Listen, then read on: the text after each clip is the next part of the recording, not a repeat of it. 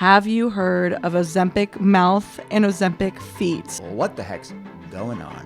What do you think of AI in healthcare? Are you concerned, or do you think this is a good thing? Is it I Alexa? think it is Alexa. And Siri. Okay. And Siri. And so they could have picked a better name for her. Then why are there always girls' names? well, because we're better listeners. Yeah. Touche. Wow. Oh, shut up and sit down. Point for Andrea. Yep. People are dating AI right now. Stop Oh, no. it. Stop They're it. okay. public If you're service listening and you're in a relationship with your AI, I need you to go to therapy. What do you think of estrogen replacement therapy? I hear conflicting information. This is something that we take. What's up, and welcome to the art of being well. My friends, we have some exciting news. Every Ask Me Anything episode, and this is the latest one, we have giveaway time. We're giving away free signed books. You can pick which one of the 4 that we have so far: the gut feelings, intuitive fasting, ketotarian, and the inflammation spectrum. We're giving away free signed books, free telehealth consults with our functional medicine team, and what else are we giving away? Free supplement protocol stacks. We have hormone support, gut health support, beauty support, like skin health support from the inside out, all at drwillcole.com. You can check out the different protocols that are there. So for a chance to win, all you have to do is head on over to Apple Podcasts and rate and review The Art of Being Well there. Tell us what you love about the show. You can leave your Instagram handle in the Apple Podcast review itself, or take a screenshot of that review and message me on Instagram at Dr. Will Cole. And then the team will go through the messages on Instagram as well as read the Apple Podcast reviews themselves. I read them. They're so nice. Thank you guys for saying the things that you love about the show. It means a lot. And yeah, they'll randomly pick winners for every Ask Me Anything episode that we do a giveaway on. And then we'll reach out to you. You can tell us which one you want, either the books, the protocols, or the telehealth consult. All right, good luck. Do you guys read the reviews ever? Yeah, I They're do. really kind. They are really kind. I was thinking the whole time, if you're really nice, you could request a special song from Dr. Cole. Yes, I could add maybe some scatting at the Oh end. yeah, he's that is something you need to know. Freestyle rap. What do you want from your functional medicine doctor? What do you want? I have my hard lines, and that is one of them. Don't quit your day job. Let's just say that. Let's just say that. Don't make me do that. Okay, to help me out, every Ask Me Anything episode, we have 2 brilliant members on my functional medicine telehealth team. They're functional diagnostic nutrition practitioners. They're deep diving with me to get people healthy, figure out what's keeping people back as far as their health. So, Yeah, Emily, that's what we're here for. What's up? Yeah. Hello. Hey. So this will be a kind of a behind the scenes of our approach in functional medicine. So submit your questions, guys.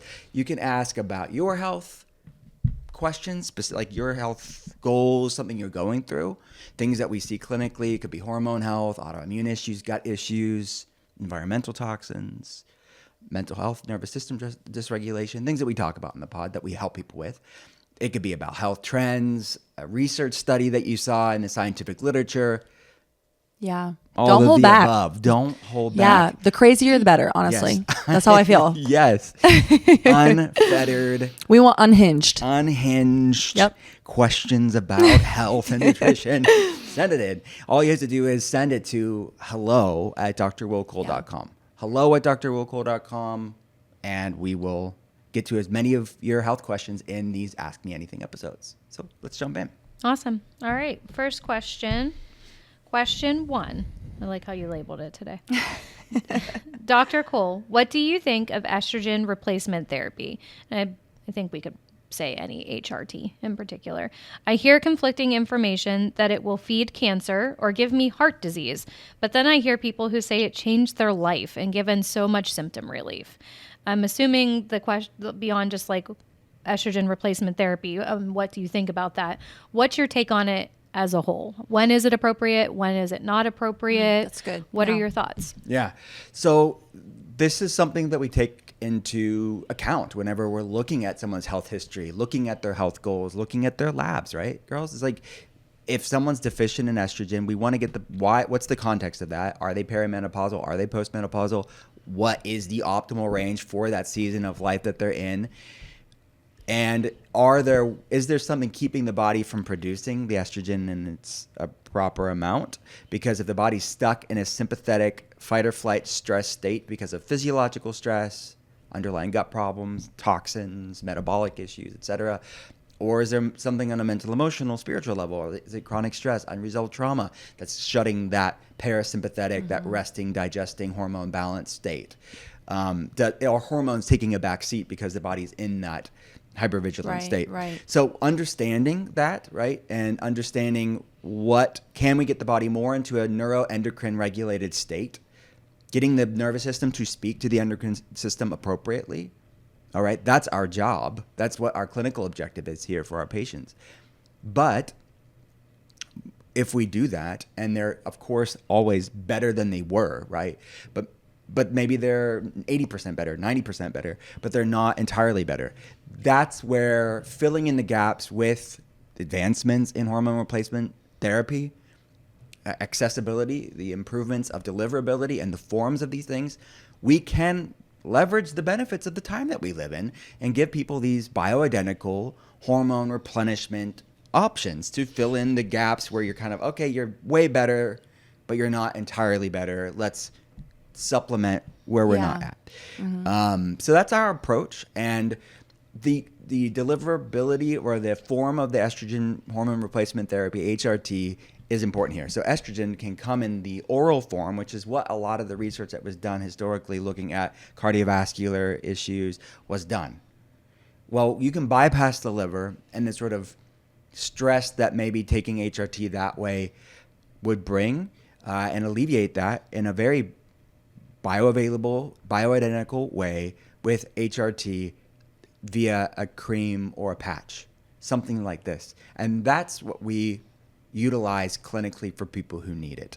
Is typically it is topical and it bypasses the liver and you get all the benefits without the potential pitfalls of it. And it's done judiciously. You're not just bombarding the body with tons of hormones. You're really looking at what does that person need. So let's look at some studies if we could, and then I'll get your guys' take on this. This one study showed relief of menopausal symptoms, right? Things like hot flashes, brain fog, low sex drive. A 2024 study found that estrogen-only HRT, meaning it wasn't paired with progesterone or testosterone, effectively alleviated the hot flashes and the night sweats, the sleep disturbances, the vaginal dryness, with no side effects appropriately. This was a study published in JAMA, the Journal of the American Medical Association, in 2024. Cardiovascular health benefits have been shown in study. The study is called the ELITE trial, early versus late postmenopausal treatment with estradiol, or E2. It's a type of estrogen isomer. Found that transdermal estradiol initiated early in menopause reduced the progression of atherosclerosis. So quite the opposite of transdermal estradiol. Bone health protection. Studies have shown bone health protection when you're optimizing this. Reduced risk of certain cancers. A study published in the medical journal Menopause in 2024 found that estrogen-only HRT, estradiol, in women over 65 was linked to significant reductions in breast, lung, colorectal cancers, unlike combined HRT, which could be problematic. Again, if someone's pumping their testosterone too high or the hormones are just done without that sort of balanced approach, you don't want to just take hormones. Judicious is the word, right? What is the minimum amount that you need to improve biomarkers and your quality of life? Yes. Is really the takeaway message here. There are natural things that we can get into, but I want to get the team's hot take on all of this research and what our perspective is. Yeah. No, I would agree with everything that you said. I mean, they very well could be helpful, and we've seen them be helpful, but at the same time, you have to get the full context, right? Are they needed right now? Down the line, right? Like, again, do we need to move the needle a little bit more?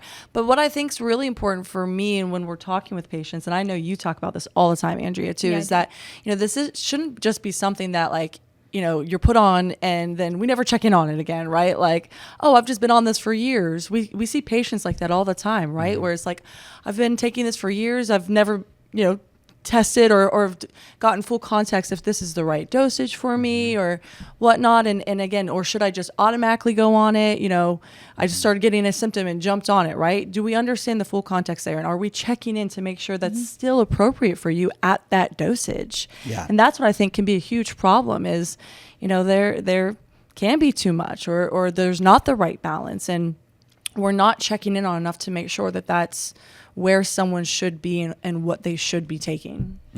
Yeah, and for me, it's if you're going to be on any sort of HRT, the question that we want to ask ourselves is, there are other things we can do to support the body, not just root cause. I agree with what you said. Why is the body not doing what it needs to in the first place? That aside, like, should we take a look at this patient's genetic history, family history? Are there factors that I would say, hey, let's hit pause for a little while? Is there a higher risk of breast cancer in your family? Are there liver disease? Is there things that we just want to think about in general? And then that doesn't mean it automatically rolls it out. It just means we have to take a more slower paced approach to that and figuring that out. I also want to know how important that is for someone to get that symptom relief. You have some patients that come in and they don't give a crap about their low libido. They're just like, nope, whatever. And then you It's have my get out of jail free card. Yeah, 100%. They're just like, I'm tired. And I'm like, okay, well then now we are actually getting into the fatigue component of it. And do you have low libido or are you just tired? And then there are some women that are, you know, painful vaginal issues, dryness, itchiness. They're like, this inhibits me. I'm waking up sweating every night. I can't even get sleep to rest and heal my body because of my night sweats. Well, that's when that medication makes sense because it's going to get your head above water. But to everything you guys have both already said, at that point though, how long do we need this? Is it a forever thing? And how closely is it being monitored? Yeah. And that's what we want to layer in. 100%. I mean, who can think about having sex when it feels like sandpaper? Yeah. Like, we need to think about the other things that are 100% more important, right? I love that, getting context around what is the most important to the patient too, of like, you know, what really, you know, matters, right? And I think all of it does, of course. But at the same time, sometimes we do need to ask, okay, well, what's at the forefront, right? What are you thinking about constantly? What's impacting you constantly right now that you want to really work on? Yeah. And that does help give direction. And, you know, sometimes, again, even though we don't always want to start out with that hormone support, maybe, you know, again, when we're getting full context, looking at root causes, it might not be the first place we want to start. But if it's something that's so important for patients, we're going to think about that. Yeah. Right? Because if the hormones are these biochemical emails, why aren't the emails being sent appropriately? And back to that earlier thing that kind of started the conversation with is like, what is upstream to that hormonal imbalance? It may be perimenopause. Right. But there are also, for women that aren't in perimenopause, what is causing that neuroendocrine dysregulation? There's a lot of things that we look at clinically where it's like the hormones are like the downstream ripple effect. The hormone imbalances are the downstream ripple effect of a larger context to what's going on here. Yeah. So it could be environmental toxins, gut issues, chronic stress, unresolved trauma, these type of things where it's like, yeah, the HRT is going to move the needle on a lab, but it's not going to, there's typically this honeymoon period that happens if you don't improve the body's ability to utilize these things long term. Right. Because you've just kind of manipulated physiology with taking an exogenous hormone without looking at the larger context as to why you had the hormone problem in the first place. Yeah. And to me, I want to know what the patient ultimate goal is. Is this, do they just want someone to monitor this? Do they want to get off of this? Do they are they using it and they just aren't seeing it? I just think it's important to hear them and be with them on where they're at. So whatever this person, obviously they're looking for symptom relief if they're asking this question. But they're scared. They're scared of what it means. And that's when I think when you take a functional medicine approach rather than going to your doctors who's just going to run it in your blood work, you know, maybe in the beginning, and then they don't really ever check back in on it and you say you're symptomatic, and rather than running more blood work, they just up your dosage. And then that's when you get into that scary sort of too much is too much. And then you're increasing risks of the very things that you're trying to avoid. Yeah. Some natural things that we utilize in addition to judicious bioidentical hormone support is black cohosh. It's a Native American herb that's been used for generations to work upon these estrogenic pathways, serotonin and dopamine pathways as well. So a study found that a 2021 review found that black cohosh alone or combined with other herbs like St. John's wort reduced menopausal symptoms in some women, not every woman. So another study, it was in Frontiers in Pharmacology, actually, black cohosh for menopausal symptoms, a review. The review concluded that black cohosh may alleviate vasomotor symptoms, hot flashes, night sweats in women, but results are inconsistent across trials. So this goes back to this sort of green medicine approach, right? It's like, well, you get the same pharmaceutical if you get diagnosed with a certain thing, you get labeled with a diagnosis code, and then green medicine, if you will, can be done the same way without labs and context. Everyone's given black cohosh, everyone's given chaste tree, which can be beneficial. But what's going on? What's the mechanism of action of why you had the hormones? So I could totally see why studies would show, it helps some people, these herbs, just like HRT helps some people with symptoms, but not everybody. What's the larger context of it instead of this blanket one-size-fits-all approach? Speaking of chasteberry or vitex, studies have shown because it contains some naturally occurring phytoestrogens like apigenin, can have an estrogenic effect on the body. Also can be helpful for modulating progesterone too. Journal of Evidence-Based Complementary and Alternative Medicine 2013 study found at doses of 0.6 to 1.2 gram per kilogram of body weight, chasteberry exhibited estrogenic effects, increasing the improvements of, or decreasing the symptoms, improving health outcomes. Another red clover, another herb that's been used for a long time, is plant medicine because of these isoflavones. They can be a great tool to modulate these symptoms. A 2016 meta-analysis assessed red clover's efficacy for menopausal symptoms. And dong quai is another one that we use. Typically, you'll find these in blends, and that's how we utilize them. It's not just a dong quai. Not one dong quai. It is going to be combined with these other herbs, like a herbal tonic, herbal tincture, herbal formula in some way. 2003 study found in 71 women, so a small study, but with 71 women with hot flashes, dong quai showed improvements in these menopausal Sounds like a relationship. It does. Yeah. You in a relationship with Dong, Mr. Kwai. Mr. Kwai. Evening primrose oil is another one that's been used. Journal of Menopausal Medicine found that evening primrose oil significantly improved psychological symptoms and FSH levels, a hormone level in postmenopausal women, so improved mood, mildly increasing estradiol, so a mild modulating effect, but not like, it's not going to be the same as like taking an exogenous HRT of E2. Flaxseed, maca, we utilize that. Yes, People we do. do really well in maca. Yeah. They love the maca. We love the maca. 2006 International Journal of Biomedical Sciences, 2 months of maca increased serum estradiol levels, reduced menopausal symptoms like hot flashes, sweating, sleep issues, and improved bone density in this small cohort in this journal.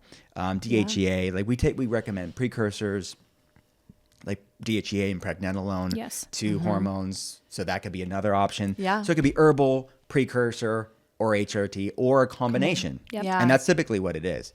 Magnesium is another one, vitamin D. Just dealing with nutrient deficiencies, both are associated with improved estradiol symptoms, estradiol numbers, and improved menopausal symptoms. Yes. So these are some things, caveats, limitations in some of these studies. More studies should be done. Causation doesn't necessarily equate with correlation, vice versa. So those are my points. Yeah, I think it's great. I immediately go into consultation mode, and I'm like, what's your birth control history? What have you been doing? Like what's been going, like, I had a 50-year-old woman the other day, horrible menopausal symptoms, but had an IUD. She actually had no idea if she even still had a period or not.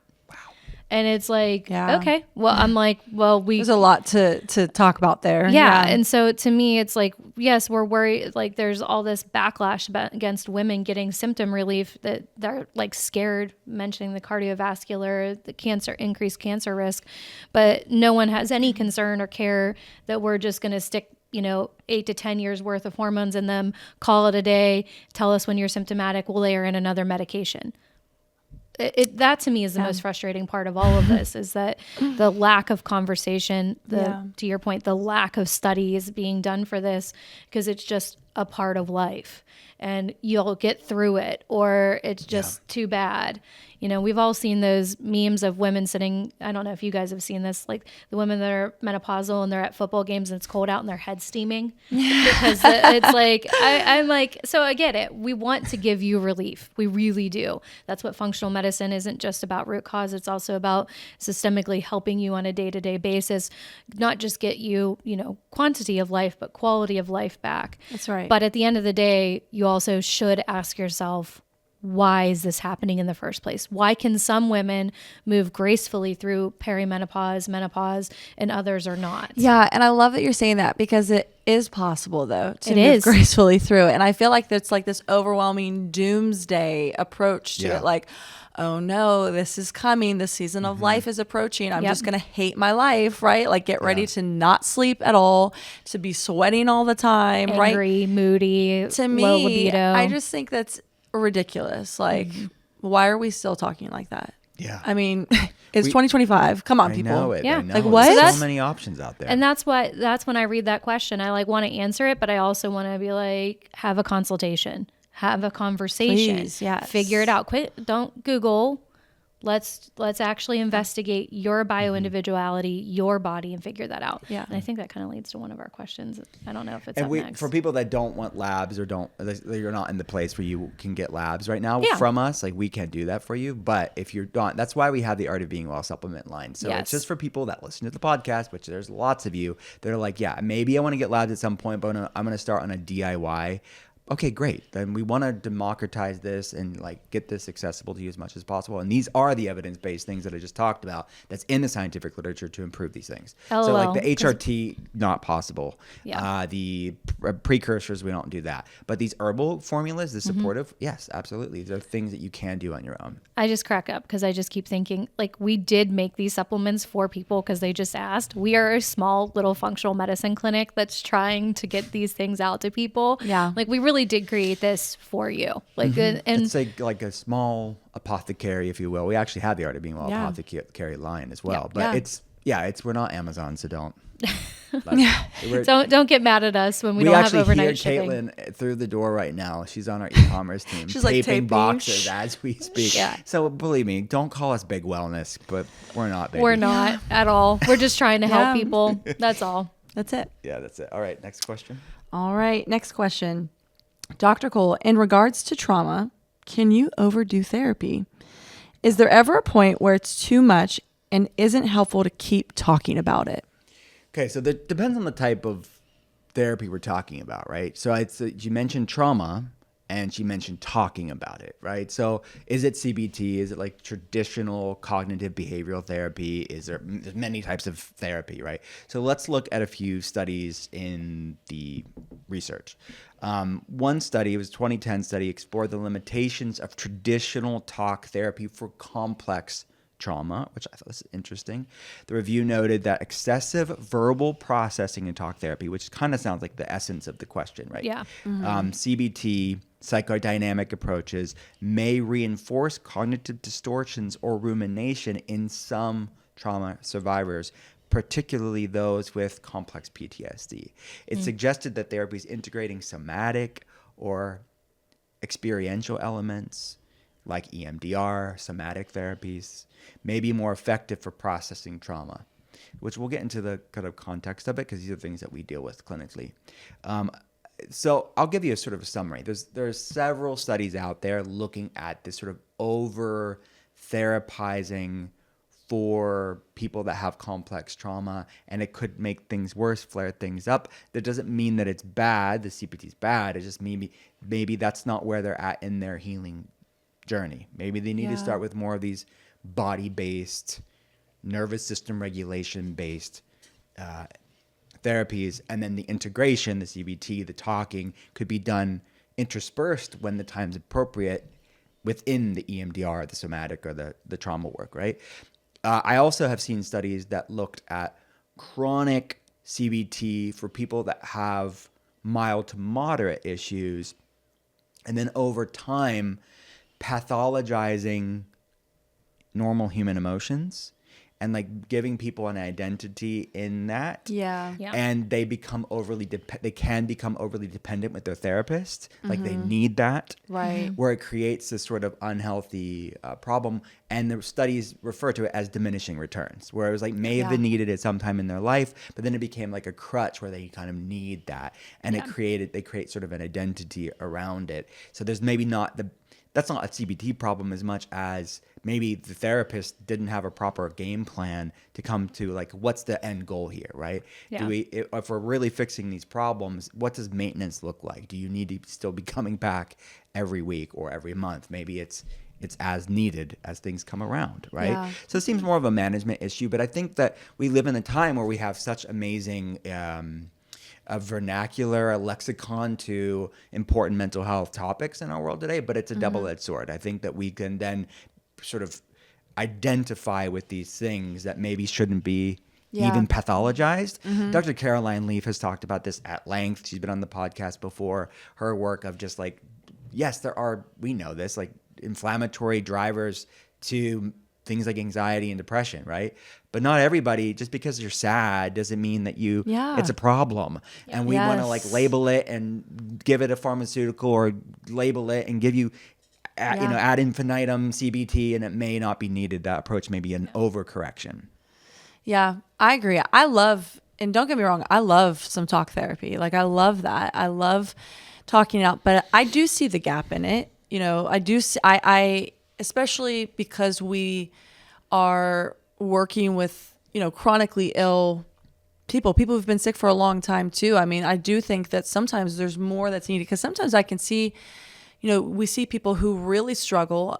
They may not have the full memory around a traumatic moment, right, to even be able to vocalize it properly, whereas someone can almost use talking about it too much almost as a defense mechanism too, right? They talk about it over and over and over that you can't even get to the deeper levels to how far it went, right? So I can see the gaps in it, right? And I think that we've seen people who sometimes can't push or get past something in their healing journey until they almost get that breakthrough that they need, which they've needed more of that somatic approach, right? So whether that's EMDR, for people that don't know, like what EMDR is, could you tell them? It's eye movement. I said, can you tell them? And I'll say it. Eye movement desensitization and reprocessing. So it's a type of somatic therapy. It moves eye movement and kind of going back on past events to train the nervous system to not have that visceral response. And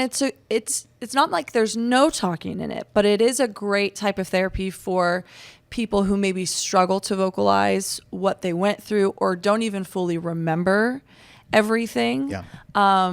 Because it is helping the brain reorganize, reprocess, in a healing way, right? It's not, right, when someone's stuck in that fight, flight, frozen state, it's really hard to even talk about it. I've had people who you start talking about something that's not even that situation, but it almost it has a similar aspect that they don't, it's not like they're trying to, but they say, I just blacked out. I don't even remember what you were saying. Yeah.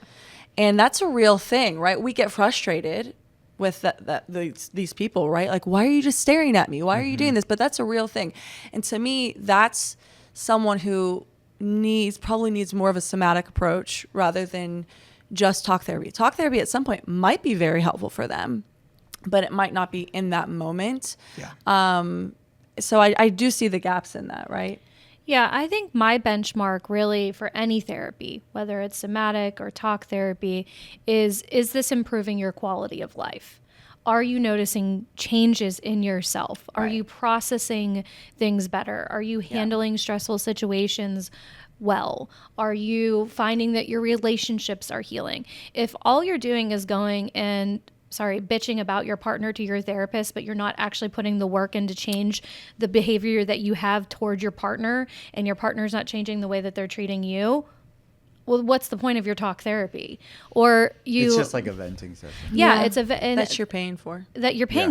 Which probably has some short-term benefits. But that's my point. It's like if you do that, but if you see people who've been saying they've been doing that for years. Right. And their marriage is still crappy. They have a horrible relationship with their parents. Their kids don't speak to them. Look at the fruit of your life.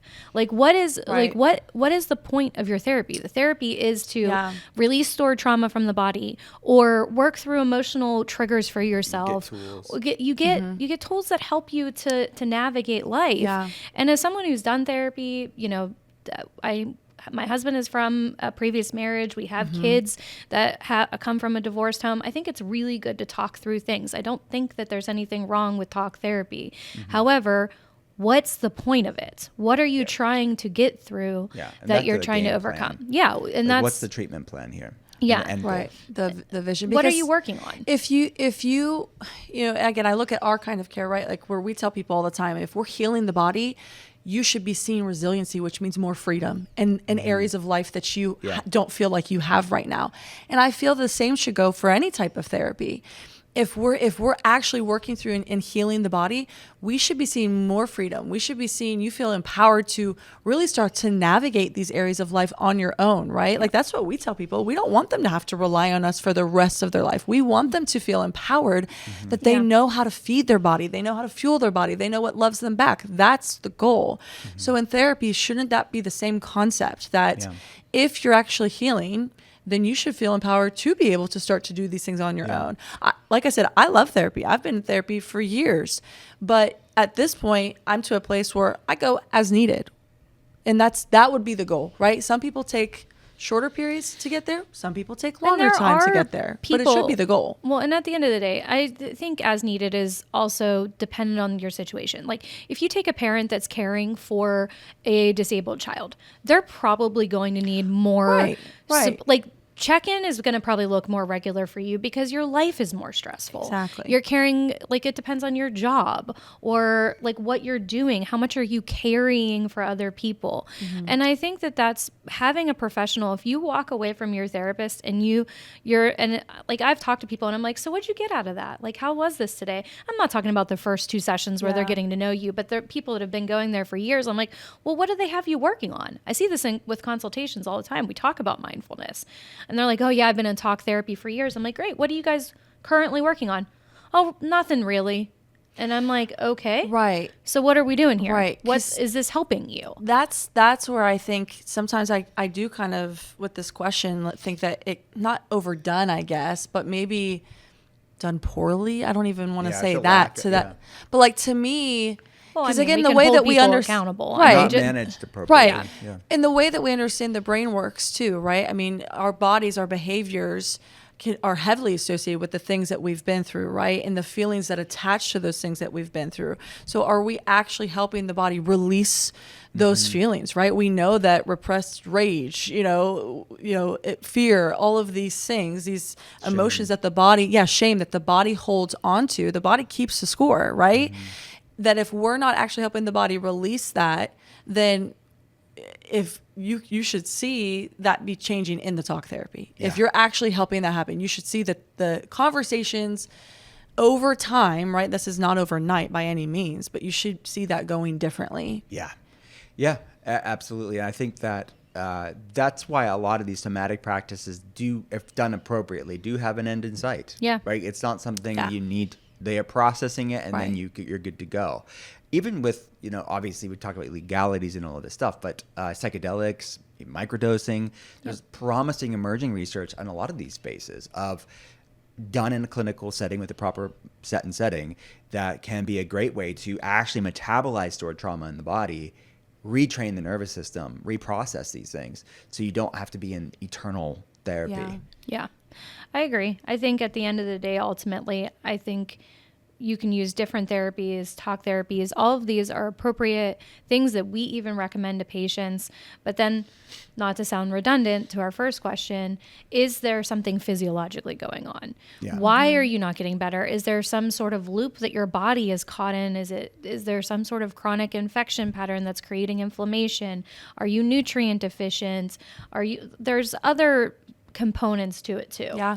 And that's why I called the last book that I wrote called Gut Feelings, to look at both the gut and the feelings, this crosstalk between how mental, emotional, spiritual facets impact our physical health? And then conversely, how do physical things, like Andrea was saying, like underlying gut problems, environmental toxins, how does that impact? So maybe, like you said, maybe all the chronic therapizing only got you so far because you just were dealing with the feelings part and never were addressing the underlying second brain that was chronically inflamed, that was impacting your neurotransmitter signaling.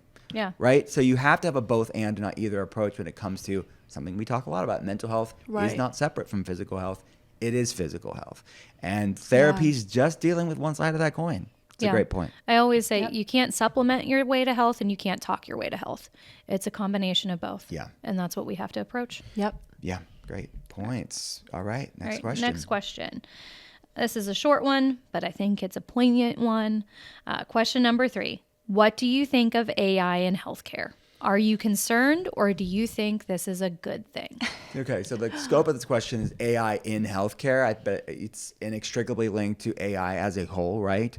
I think that it's philosophical and you kind of have to look at the pros and cons, but the reality is it's here to stay. It's here to stay. So it's just a matter of, if you don't, it's like that cliche, if you can't beat them, join them. I would love if we took it back to the 90s and got rid of it all, to be honest with you. Yeah. I think a lot of this stuff is going to come with unintended and intended consequences that it's probably unavoidable. It's just a matter of how much can we mitigate these consequences with proper oversight and transparency and protection of humanity. Because I think there's a growing lack of humanity with the way that we're doing the world. But look, change throughout human history, people have always resisted change and always, pontificated the hypotheticals that this is going to be the end of society because of any advancements. So I'm cognizant of this is just us and our generation saying that. So I don't want to be so much a stick in the mud and seem like fearmonger around it. But I do have my concerns. And research has the concerns as well. But let's look at some of the benefits of AI. Enhanced diagnostics. Blessing, massive blessing, right? AI improves accuracy in detecting diseases like cancer, Alzheimer's, via imaging and data analysis. And you hear these people asking ChatGPT and Grok, and they're diagnosing, AI is diagnosing them. Yeah, here are my symptoms. Better than What their do I have? Standard doctor is. Yeah. That's a blessing. Personalized treatments. AI tailors therapies using patient data, improving outcomes in precision medicine, which is what we do. We can use AI to our advantage. Amazing. Operational efficiency, predictive analytics, improved access, because AI-powered telemedicine and chatbots, which is going to probably put us out of business, but provide care in underserved areas, enhancing equity. Blessing, right? Yeah. How can we come together and have a both and, not either or approach, even with AI, right? Perspective cons, bias and inequity. AI models trained on biased data may misdiagnose or undertreat certain groups. Data privacy risks. AI's reliance on sensitive patient data raises concerns about breaches or misuse. Meaning, again, maybe we know what they say, the road to hell is paved with good intentions. I think that can be seen here. Ethical regulatory gaps here. I think these are all legitimate concerns. Yeah. But we need to get people in these spaces that have high ethics and can really curtail, I think, the potential pitfalls and detrimental effects of AI. Yeah, I say this to patients all the time because, Emily and I are doing, along with some other of our team members, are doing consultations, which are our initial intake. Yeah. And a lot of these people come to us frustrated because they feel like a system has failed them. And they have begun their own journey of investigation. And they've used things like ChatGPT and Grok and other things. They're using lab services that are direct-to-consumer lab services or wearables that are very AI-driven. Yes. And what are you finding? So there's gaps, and this is what I tell them. This is not, most of our patients, and I mean this sincerely and kindly, are very erudite, very smart, type A driven people. This is not a lack of intelligence. This is a lack of, this isn't your full daytime job. And I tell them the internet's great. The AI is great. There's a lot of great information out there. The problem is there's a lot of information out there. And if you don't know how to disseminate that, discern it, break it down, prioritize, you can very much end up with a stack of labs that have got you nowhere other than you feeling lost and frustrated. And so I do think it helps. We all have heard the stories of like, I figured out my daughter's cancer and we saved her life. And that's that 1% where we can be thankful for technology.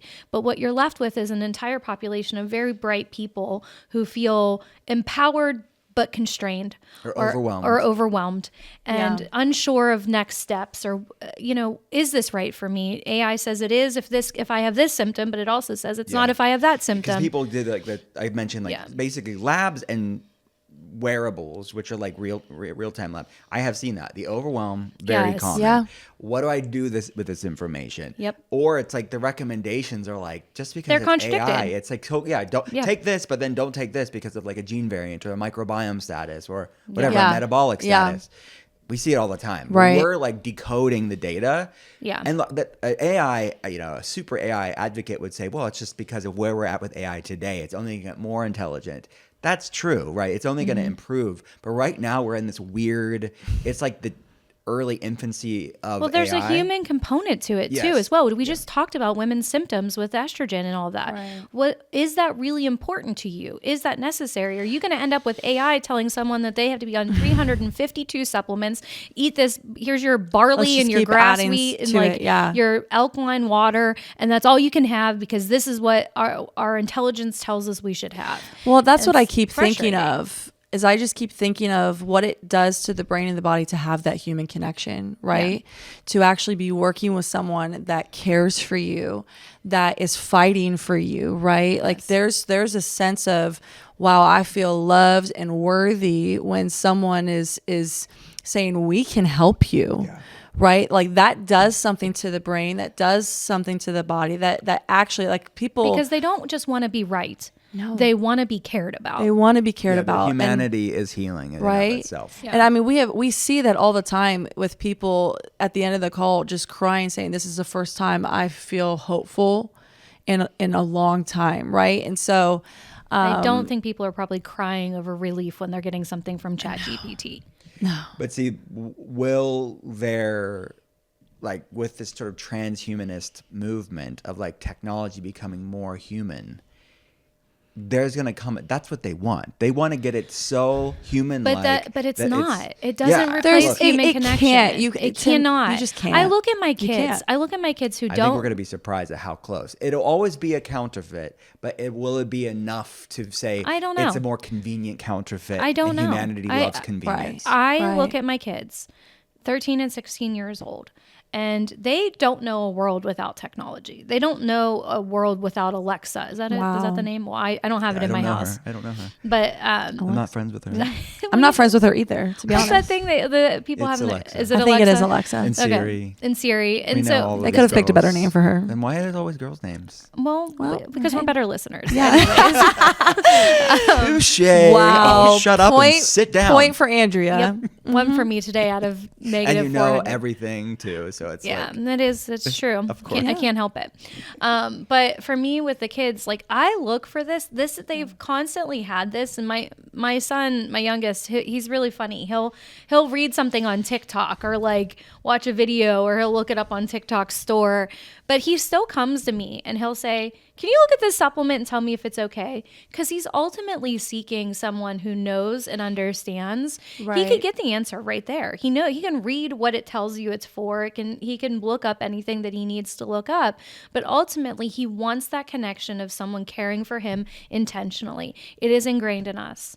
It is a human component that we are going to seek out and look for 100%. community of someone who understands us, an elder that we can look up to, a parent that we can trust.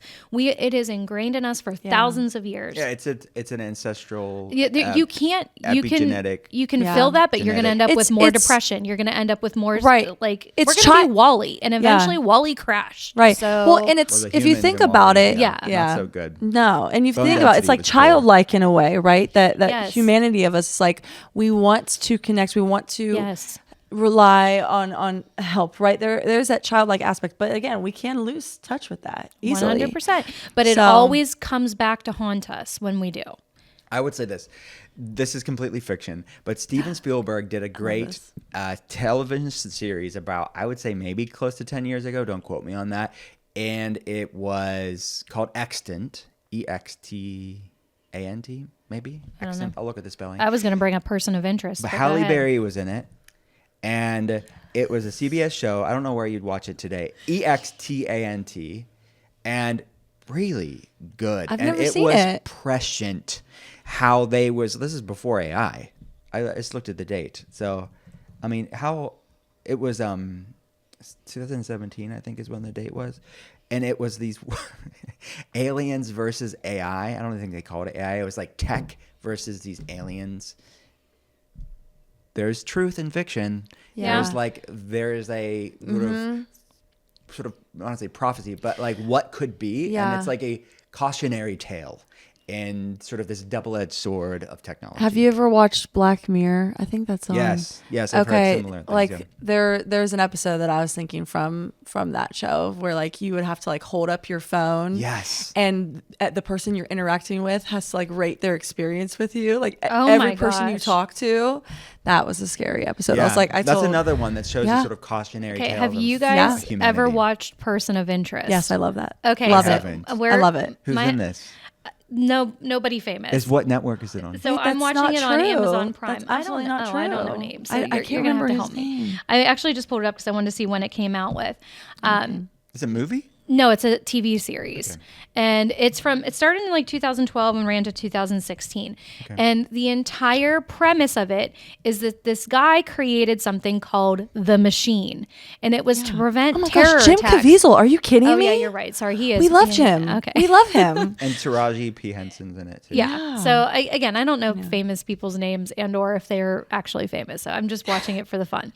But essentially what this whole show is about is that this guy created this machine and it was to prevent terror attacks. It was to like source through all the internet and you see them looking at all the videos and the phones and like the cameras and it's like he built this code that was going to watch everything that we were going to do, but that was going to give it to the right people.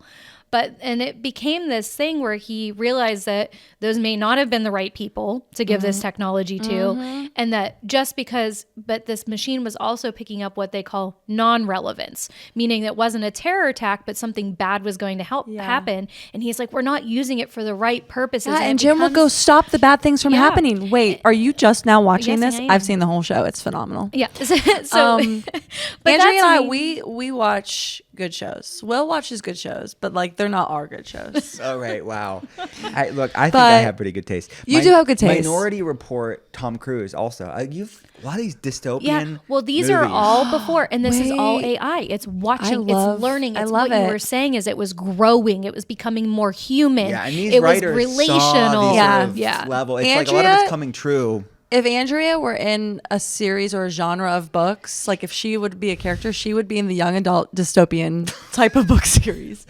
Hunger Games, Divergent, because that's just She where loves Harry Potter as Harry well. Potter. Well, that's not really a dystopian. No, but it's not. But like that's like where I would picture you. And I could be in Hunger Games.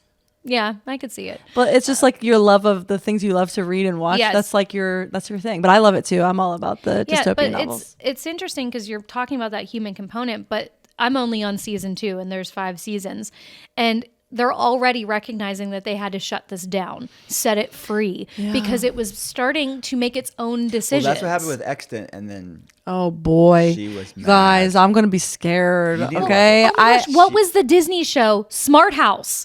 Do you remember Shut Smart up. House? Are you kidding I've never me? seen it. You've never All seen right, Smart House? Having, Okay, we're having a girls' night plus the Will. Smart House got it. and we're going to watch Smart House. Okay, This- it'll be at your house. We'll go But to your listen, house. the Smart House got a crush on the dad and Stop. started It like got weird. It Well, got people- weird. Oh, but people are dating AI right now. Stop Oh, I know. it. Stop They're it. okay. learning. They're getting. Okay, Here's if the you're thing, though. listening, listen. I'm going to say this. Public if you're service listening and you're in a relationship with your AI, I need you to go to therapy. I know we said Go back. You will not be over therapizing that. go back to therapy. therapy. Okay, We but love you. We're here for you. But go to That's not therapy. really new, because if you look at the show My Strange Addiction, how many people were in a relationship with their car or a lamp or like no, mad loving. yeah. So Mad it's loving. this Sit tight. isn't new. It's just we've given Okay. people a new. We're digressing. So source. it's a lot better. I mean, it's like It's a lot better. I mean, it's not better, a lot more human-like. Yes. Yes. Like the Yes. car, bro, you're messed up. The AI, you're getting more of these transhumanist movements, and it's like, yeah, it's like it's. Well, you're scary. creating It's something, scary. and this is why our birth rates are going to go down and things are going to continue to decline because they're looking for something that's unrealistic, it's not human, because we're imperfect and we're meant to be, and we're meant to build relationships around compromise and love and support. And if you build something that's exactly what you want and only what you want all the time, you're losing touch with Did reality. you see this ChatGPT? I guess like this version of ChatGPT where it's like overly benevolent and loving, and it's like Yes, and you can actually create a picture that's attached to it. Like you can tell it, okay, I want it to be a girl. I want her to have brown hair. I want her to have this color Oh, I eyes. don't like that. I want her to have this accent. I like want her that. to talk to me this way. I want her to look like this. Bro. And it's disturbing. There's Yeah. some weird fantasies that are going to come out of that. I'm just saying. I'm just But saying. okay, but we also did have Sims, so let's just remember Ooh. this We has been peaked. good. We peaked at We Sims. peaked at Sims for, There's for sure. there's been a few I was things not for allowed to years. play that. I would literally go to my neighbor's house, and she would play. I would play it with her because I was not allowed to play that at my house. Bad girl. Just sneaking I hope your over. mom's Mom, listening. if you're listening, I'm sorry. Michelle, I repent. She was a bad girl. Anyways, Playing The Sims over. I think the we all Smiths. have established what our feelings are about All AI. right. We're digressing. We need to go. Yeah, let's All right. let's get this last question. Last question. Dr. Cole, you have talked about Ozempic and your position on GLP. Have you heard of Ozempic mouth and Ozempic feet? Oh, I'm already scared. Okay. It scares me, and I would love to hear your opinion. That was my part of it. Ozempic I had to look it mouth up. and Ozempic feet. Well, what the heck's going on? Yeah. Beware. Wait, we already talked about blindness. I know. Now there's stuff that happens with your mouth and your feet. Can you explain to the people what this is? Because I had to look this up because I didn't Yeah. fully understand Well, what this it is- meant. Really has to do with rapid weight loss, not GLP-1 agonists. Yes. So anybody that's losing weight rapidly could lose fat pads in their feet or their face, Great. causing a shift in how they look. Great clarity. And you have sagginess, or it looks unhealthy, it looks gaunt, looks older because they don't have that elasticity, that plumpness that was in their face. So it's not, I mean, I hate to break it to you. The internet loves the sensationalism and the clickbait, but the reality is it's more about to do with the rapid weight loss, not so much the Ozempic peptide. didn't cause the saggy feet and face. It's just It 'cause you lost caused so the much weight rapid- so quickly. rapid But weight Because loss. it's a search word and everything's Ozempic, including this episode. So anyone though, anyone People though, wanna we learn are about it. using clickbait. Here we are. but anyone who would have like maybe rapid weight loss could deal with something Because you can like see this right? probably with like Yes. lap band Okay. surgery and other things that cause rapid weight loss. Fasting, ketogenic diet, like anybody that's even good natural things. And GLP-1 is a peptide. Right? These aren't like bad things. It's just how are you doing it? Are you using too aggressively? Is the dose too high? And same way we would say if someone's overly fasting and like you're losing weight, no, like lighten up. Like this has to be realistic and sustainable. And why are you doing this? It's not to become an emaciated person. And if it is your goal, you need to, that's a mental health component of like, why are you doing this? And getting to an unhealthy weight is not the solution here. I feel like it is, in my opinion, rapid weight loss can age you. You may be thin, but I do think that it can cause some, and that's when we're talking with a patient. If weight loss is a goal, I think one of the first things we want to understand, well, what's your goal and what's your timeline? Because I think that that's really important to understand. Because if someone comes to me and says, I want to lose 60 pounds in 3 months, there's the mental and emotional component to that. Well, why is that an objective? Oh, it's my daughter's wedding. Well, we don't want to abuse your body just to get you into a certain dress size. It's not that we don't want to honor your goals or want you to feel good in your skin, but there is the component of that. I mean, I'm looking at some of these celebrities now, Tori Spelling, who's openly said she's on Ozempic. And I'm sure there's many things that being in the public eye is probably mentally, emotionally, and physically exhausting. I can't even imagine it. I couldn't do it. I couldn't do it. And so I want to give them credit for, maintaining some semblance of normalcy. But I look at her and she's thinner than she was when she was a teen. And I just think, is this what we're aiming for now? Are we back to thin society? Are we back to the Kate Moss, like everybody has to be waif thin? We have to be taking large doses of drugs that can cause gastroparesis. Are we doing this? Like, what in society are we now glorifying this? So to me, it's a bigger issue, more than you're losing your, foot fat. Like that kid like pads your foot. Pads. Yeah. Or I mean, uncomfortable, but larger societal right. larger, bigger issues. And whoever sent this in, I think it's interesting because it's like, that's what you're concerned about.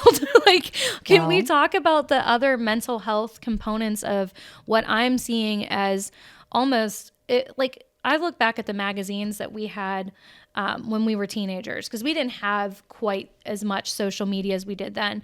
But I remember the Us magazines, the the People, cellulite all over her body, how she's on the beach. Like, this has been a shame process for literal decades. Now we just have taken those same broken, I don't know if Christina Aguilera is on it. I don't know if Jessica Simpson is. I know Tori Spelling is, but you look at these millennial age type of people that 20, 25 years ago were in mainstream media, and all of a sudden they're all extremely thin, thinner than they were as teenagers, and we're putting them back out there, but we're putting it on social media and we're talking about how thin they are. And it's like it never freaking stopped. Decades later, we're still putting them on front of magazines. We're still talking about their weight. Now we're not only are we now telling them, oh, it's great you're thin, but your face looks old and your mouth is wrong and your feet are too thin. And to me, it pisses me off more than most things. And it's because we have nullified what we actually need to be focused on, which is that person's physical health, mental and emotional health, and how we talk about other people. So I don't bring them up to shame them. In fact, I don't at all. The pressure that that's Right, what I'm saying. right. I can't imagine. I wouldn't want it myself. I mean, my weight fluctuates, and I can, I had a grandparent that would like poke my stomach and be like, eating too many. Like, it's been around for decades. I can't imagine having millions of people judging the way that I look. But to me, as a society, until we stop absorbing this information, we're going to keep hearing about freaking Ozempic in every article, every magazine, every person that looks newly thin, they're going to question it. And at some point in time, we need to step back and evaluate. I feel some preaching weather up in Yes, Sorry, yes. I have very strong feelings about it. I think everyone As someone can with see it. that for a good purpose, though, and a good Yes. reason. And the one thing I wanted to add to that was, you're not saying that GLP is bad No. to use. It's just use it correctly. Yes, we've and talked about this understand the on this full very context, Go back right? and listen to previous episodes. Right, like We probably put it in the title. right. Yeah, She's- microdosing, all that stuff. And I think it is important that you say what you say, because again, this is out of conversation and love that we talk with a lot of patients on. But it's not that you're saying it's bad. It's just this is it's part of a clearly- larger issue. It's part of a- Humanity's yes. culture's obsession with Right. thinness It at all is. costs. Right, Yeah. exactly. And again, just like we said, you can use estrogen to get your head above water and not have painful sex. Just like we've talked about, using antidepressants if this is what you feel like you need for a moment. I have nothing against GLP-1s. I don't. We use other peptides. I think there's a correct way to do it. The problem is that the article, this question was about, again, another image. It wasn't about someone's health, wasn't about gastroparesis, wasn't about what it's doing. It's talking about like, well, now your face, your mouth. Now I have to get There's something else lip you have to do. injections. I need Yes. to get I need to get a facelift. I need Right. lip injections. It's this cascade of, you're imperfect unless you look exactly this one particular way, that makes me mad. Not at this person for asking that question. I think it's a great opportunity for us to have that conversation, but I get it. And we need to be able to talk about these things so that women Right. and men can feel empowered, that it is something that they can take control of, but they should be asking themselves why. Yep. Why Yeah, are it's you good. doing it? Yeah. Great episode, friends. But you guys see my shirt. I don't know if people can see it that are watching this. You see this? Proud member Of the Woo Woo Caucus. of the Woo Woo Caucus. Someone sent this to me. I love it. that. Thank you for sending this to me. So if you're watching us on YouTube, you can look at Dr. Cole's shirt. Yeah, I love when people send me shirts, and I'm wearing this now. on the podcast. Send all your shirts, but not used. Oh. Come on, Yes, I have please. standards. Well, do all right. you? Because you'd probably have me wash it for you. Yeah, at least that's my standard. If you send me a That's the used shirt, I'll at standard. least wash it. Come on, who do you think I am? Definitely not Big Wellness. All right, guys. If you want to learn more about our clinical work, telehealth center, tons of free resources for you to optimize your health Yep. at drwillcole.com. We'll see you next time.